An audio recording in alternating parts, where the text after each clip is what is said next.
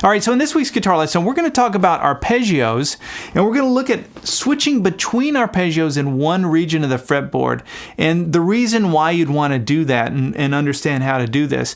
It took me years to understand how to use arpeggios. There's lots of information on how to practice them and sort of what they are, but very little information on how you actually integrate it into your playing, and that's what we're going to be talking about. So if you're a pentatonic player and that's where you're comfortable, sort of staying in the key of a song, you can sort of integrate it in when there's a certain chord that's going by and you want to really highlight that chord. That's really where these things shine.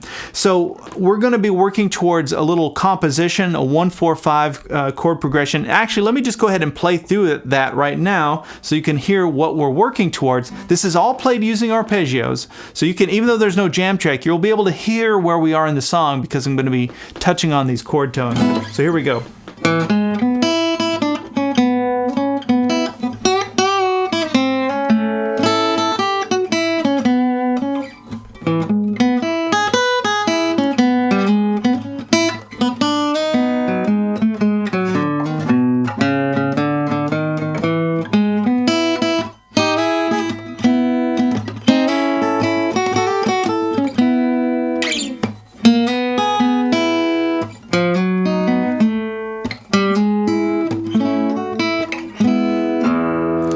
So no jam track there, but you could still tell where we were in the song. That was all played using arpeggios.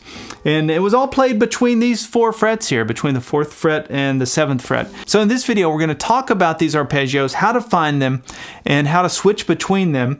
But there are some extra materials that come with this lesson. So if you're a premium member, you would have access to a PDF printable sheet that's sort of a quick reference guide to the arpeggio shapes. But there's also going to be 3 levels of practice material. So there's these little practice exercises that help you switch between arpeggios while staying in the same region. And so there's kind of a level 1, level 2, and a level 3 of that. And there's also the tablature for that little composition that I played just a minute ago. So all of those extra things for premium membership. And if you haven't looked at premium membership for Active Melody, go check it out. I've got 12, 13 years, something like that, worth of in-depth lessons, and all of these lessons have one goal in mind, which is to help you improvise, give you the tools that you need to be able to do that and feel confident in doing it. So if you like those extra things, you can get them by going to activemelody.com, go to the weekly lessons page, and do a search for EP512. Okay, so what is an arpeggio? Well, the literal definition is broken chord, and all that means is you take the notes that live inside of a chord and you play them individually, like in a linear fashion, as opposed to playing them together in unison. When you do that, you're playing a chord. When you play them individually, you're playing an arpeggio. That's all it is. So a major chord is made up of 3 notes. It's got the 1, the 3, and the 5 of your major scale. So let me just demonstrate that. If we're playing an E major scale,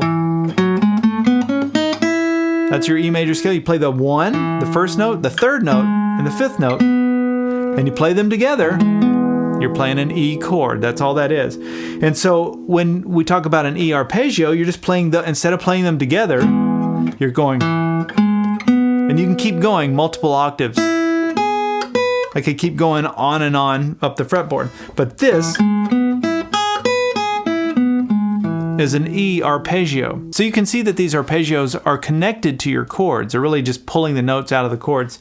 So as we can play E chords all over the fretboard, like this, like this, like this, on and on, the same is true with arpeggios. You can play them in the same spots you could play those chords.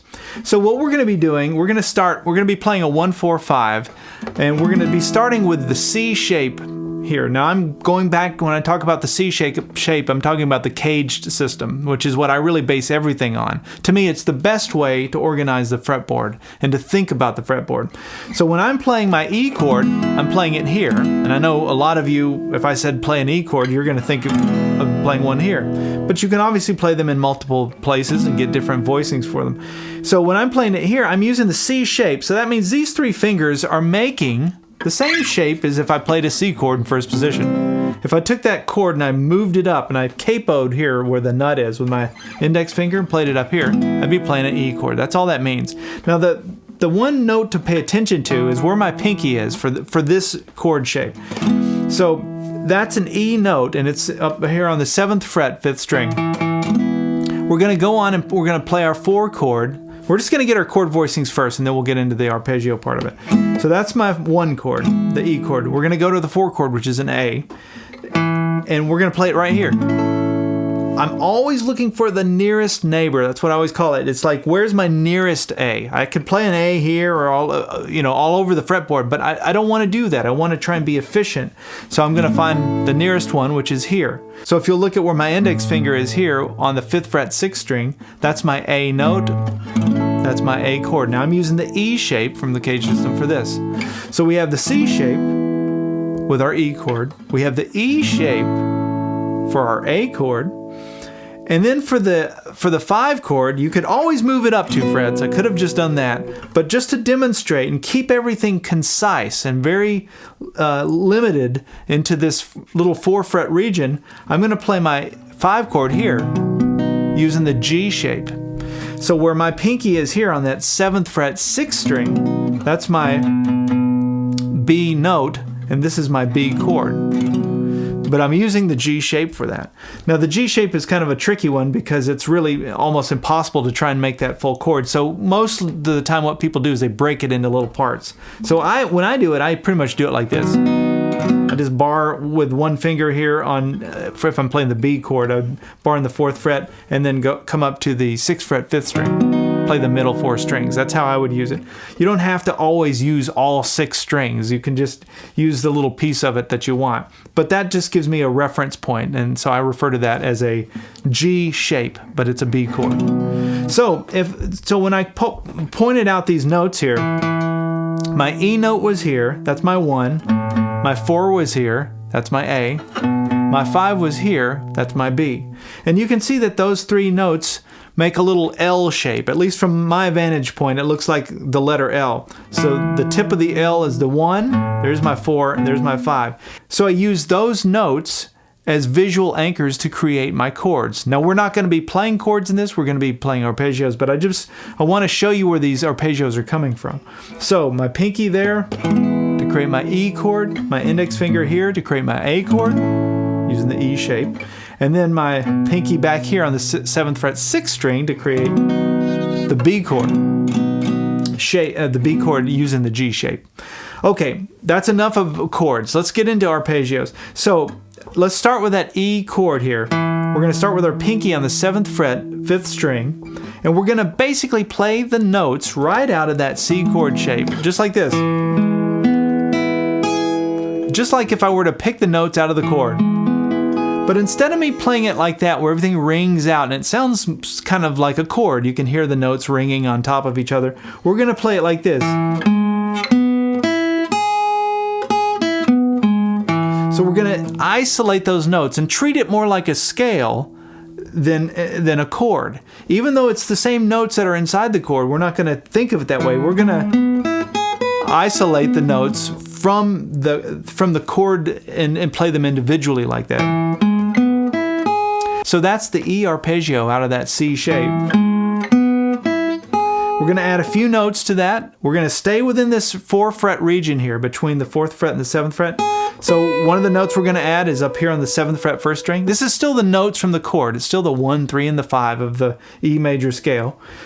So nothing new there. I'm just finding another octave of that same note. So let's go back down. And then from here, we're going to come down to the 6th string and play 7th fret, 4th fret. Those are 2 other notes, kind of the lower extension that are in that arpeggio. So let's play all of those notes from the E major arpeggio between that 4th fret and the 7th fret. It sounds like this.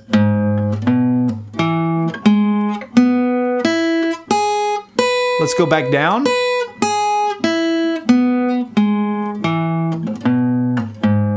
Okay, so that's my E arpeggio using the C shape. Now let's go to the 4 chord, which would be my A. And it's the same principle that we talked about. It's the 1, then 3, and the 5. Now we're going to be taking the 1, then 3, and the 5 of the A major scale. So it's also the same notes from this chord. The only difference is from that is there's one that is behind the bar that you couldn't have played there. So this is what it looks like. That's my 1, 3, 5. And then we're going to come up here to the 7th fret 4th string, and we're going to go 1, 3, 5, right? And then we're going to hit the 1 again on the 5th fret 1st string. So when we play all of that for the A chord, the A arpeggio, and then walk it back down. And again, I'm limiting myself between this 4th fret and the 7th fret. So now I've got 2 arpeggios that are played in the same neighborhood. So let's now play the 5 chord using the same concept that we're talking about. We're going to play the 5 chord out of this G shape. So we're going to start with our pinky on the 7th fret 6th string. And then that's the 1. So this is the 1, 3, and the 5. The 1, the 3, the 5. Up here on the 4th fret, 4th string. Now from here, we're just going to go, we're going to stay on the 4th fret and play 3rd string, 2nd string, and then we're going to come up here with our pinky to the 7th fret, 2nd string. So now we have 2 octaves, 1, 2, 3, 1, 2, 3, and then the last note we'll just work in is this note, which is up here. That's our B note, which is on the 7th fret 1st string. So there's 2 full octaves of the B major arpeggio.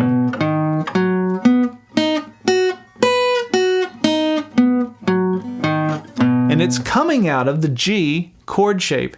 And I stayed between the 4th fret and the 7th fret.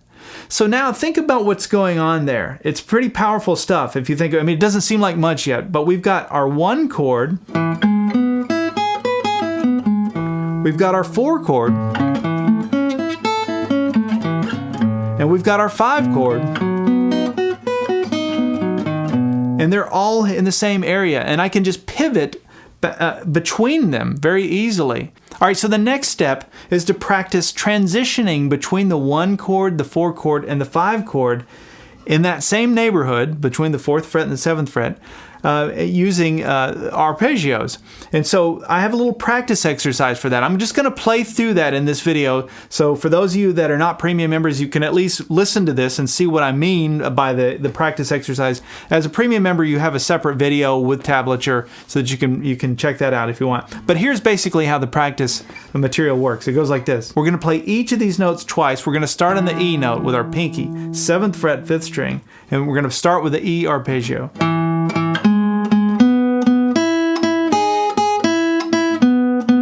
Go to the 4 chord.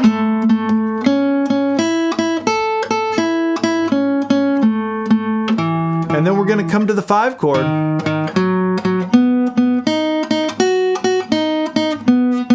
And then back to the 1 chord. And that's what the practice exercise is. That's that level 1 practice exercise. And the whole point of this exercise is to help you transition between these arpeggios, to seamlessly go from the 1 chord into the 4 chord, and then the 4 chord into the 5 chord, and then back into the 1 chord. That is what playing chord changes, improvising, it all kind of boils down to, when you get into the sophisticated stuff, it boils down to being able to do this and do it well.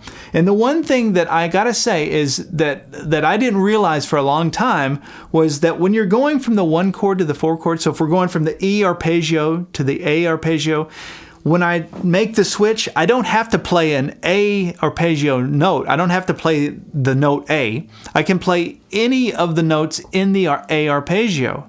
Hopefully a light bulb went off for somebody out there. So it could be the 1, the 3, or the 5. So when I'm going from here, from my E, and I'm about to go into my A, I look for the next closest thing, preferably on the same string. So I just slide up 1 or down 1. So in this case, it is an A note. So I just slide up 1 fret. And then when I'm going to my 5 chord from my 4 chord, I can go down 1 fret here and be playing the 3rd interval from my 5 chord. You see what I mean? So I'm not always just having to hit the root note. It could be any of those 3. And that's the key to the whole thing. So becoming good at improvising and good at playing chord changes is that very thing, just being good at that. And the only way you can get good at it is to take little practice material like I'm putting together in this and just kind of go through it and think about it as you're going through it. Like picture the chords, picture the arpeggios, know where you're at. And you'll get better at it the more you do. Okay, so now let's kick things up a notch and add some notes to these arpeggios to make them sound even better, even more sophisticated, and a little bit more bluesy. You know, this sounds very robotic almost, but listen to this. Oh, now that's a whole different vibe when you get into adding the flat 7 and the 6. And so that's what we're going to do. We're going to add 2 notes. We're going to start with the flat 7. So the flat 7 is just an extension like you would play if you're playing an E7 chord, you know, that you're going to add that one note. So now you've got the 1, the 3, the 5, but then an extra note when you've got this flat 7. And it's the 7th interval of your major scale, but you flat it. So when we're playing our E arpeggio, 1, 3, 5, like we've already learned, but then up here on the 7th fret 3rd string, you've got the flat 7. And you can hear how that pulls it into a bluesier vibe, right? So as I keep going up from here, there's not another flat 7, at least between frets 4 and 7. But if we go down, there's one here on the 5th fret 5th string. And then we can go down to the 6th string and play those same notes, 7 and 4. So when we play our dominant 7 arpeggio, that's what we're playing now, an E dominant 7 arpeggio.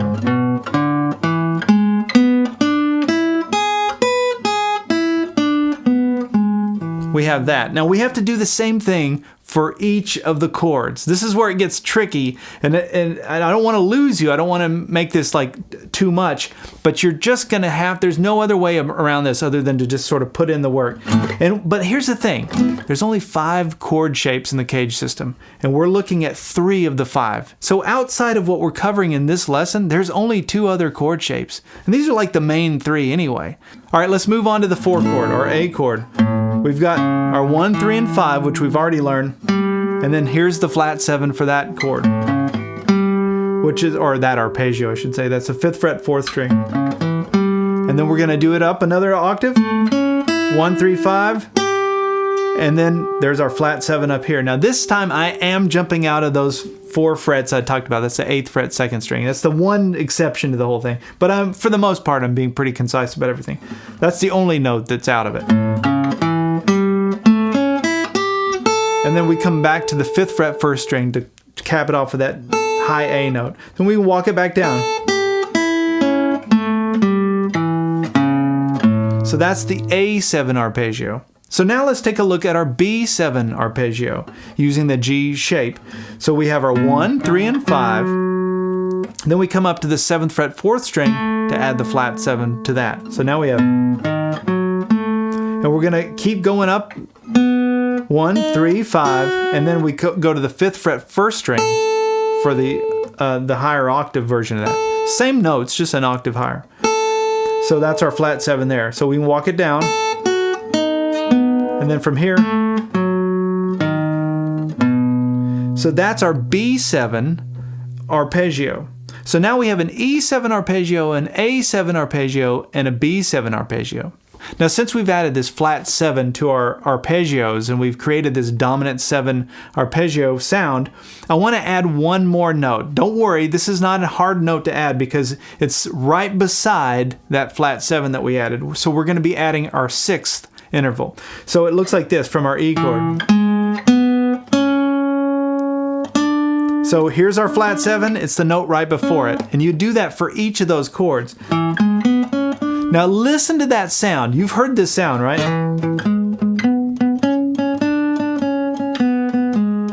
Right? That's a familiar like boogie woogie bass line. So adding that 6th interval and the flat 7 to our major arpeggios give me all the variables I need to start improvising and making meaningful sounding music. And that's it. We're not going to add any more to it. So check this out. I can now take my 1 chord, my E.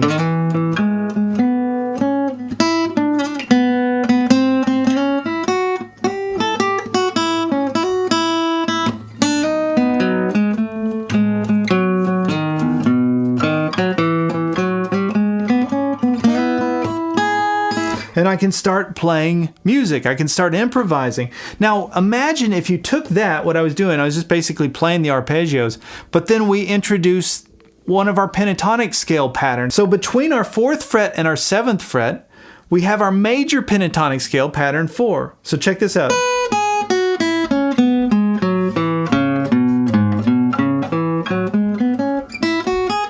So now I can do stuff like this.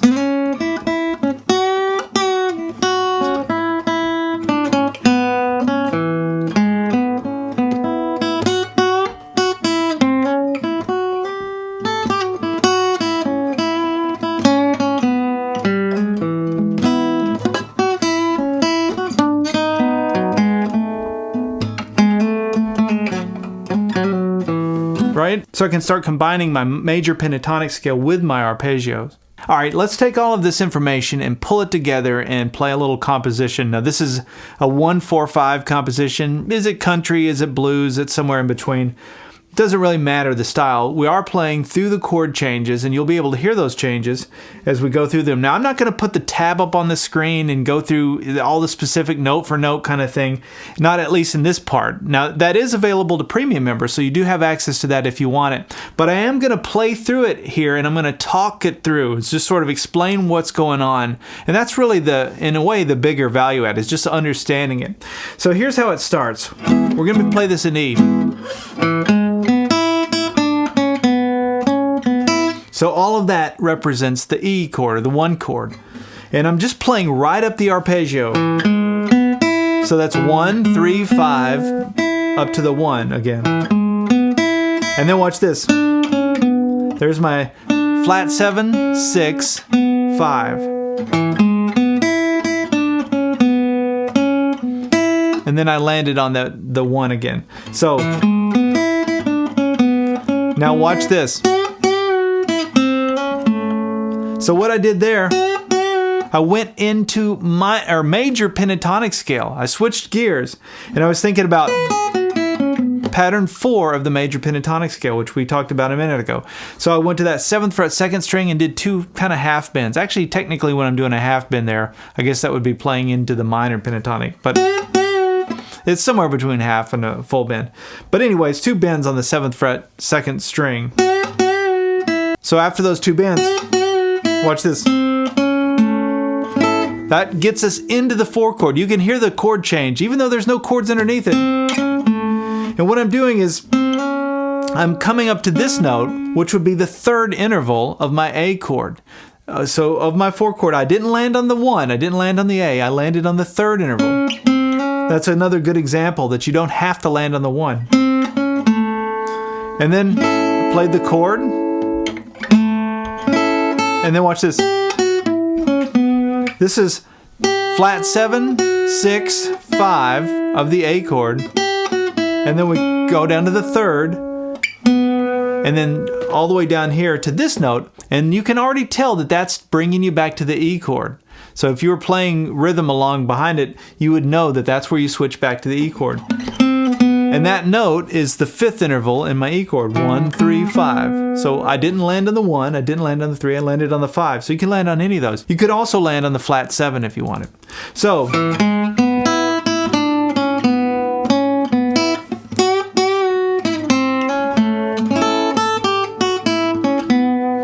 the second time through, I started it exactly the same way that I did the first time. So it goes, walking right up the arpeggio, but I kept going. So I went, that's 1, 3, 5, 1, and then we come up to the 1st string and go, that's 3, 5, 3, 1. So, and then I go to the 6, back to the 5, and then the 3, and then the 1. So I'm just walking up and walking back down. But it's right up and down the major arpeggio for the E major. The only difference was that one note in that one place. So it goes that note right there, and then we're right back into the arpeggio. And then I followed that up with, that's the 3rd, 5th, 6th, and then back to the 1st. So from the beginning of this we have,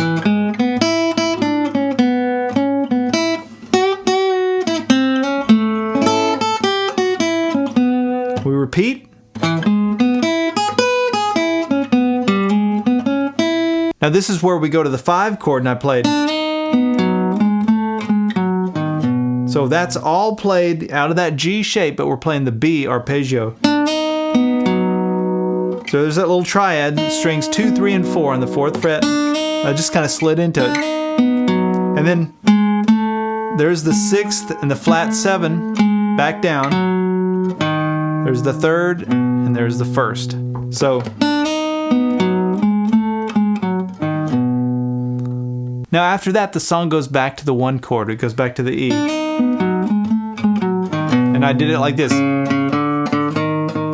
So that's just a little chromatic thing. Now that's another thing we could talk about at some point. But basically all I'm doing is I'm just chromatically walking from down here, just hitting every note along the way. So we go 4th fret, 5th fret, 6th fret up to the 7th fret, and that's just a timing thing. You know where you're trying to get. If you know this is the note you're trying to get on, you got a few extra beats there. You can just fill that space with notes by walking up to a note like that. And then once we get here, I played, just walked up the arpeggio again, and then watch this. Now this is where, and I didn't really talk about this, but you can combine. You can play 2 notes at once. And I'm just playing the top 2 notes out of that chord, right? Strings 1 and 2. And I slid into it like that. So 4th fret 1st string, 5th fret 2nd string. And then the bottom 2 notes of that little triad. This is all that triad, that D chord shape. If you think of your D chord in 1st position, play it up here and you're playing an E triad. So the top part of that triad, the bottom part of that triad. And then I went, right, to go for the 4 chord, I'm just thinking about this, thinking about the chord shape. I'm playing strings 2 and 3, strings 1 and 2, and then there's the flat 7. Now I'm going to bar, this is interesting, so I'm going to keep the bar there on the 5th fret, barring the first 2 strings. And I'm going to slide up and hit that flat 7, the 6th, and then the 5th of my A arpeggio, while I'm playing that A note, like this. And then back down to strings 2 and 3. All right, let's take it from that chromatic walk up.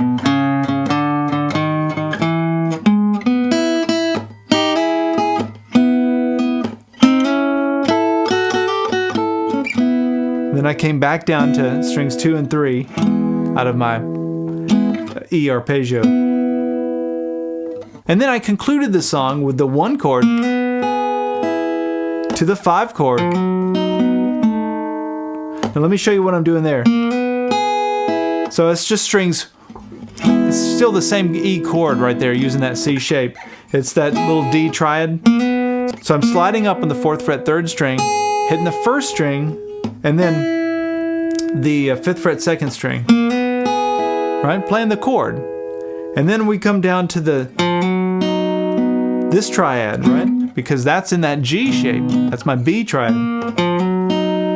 And so I can slide into that as well. Again, I'm barring the first 4 strings on that 4th fret. 4th string, 2nd string, 3rd string, and then I came down and hit the 7, the flat 7, which is on that 7th fret 4th string. Right? Like that. So we have... And then we go back to this. It's almost like a yodel, sounds like a Jimmy Rogers thing. And that's 2 of the notes out of my E chord, or my E arpeggio. And then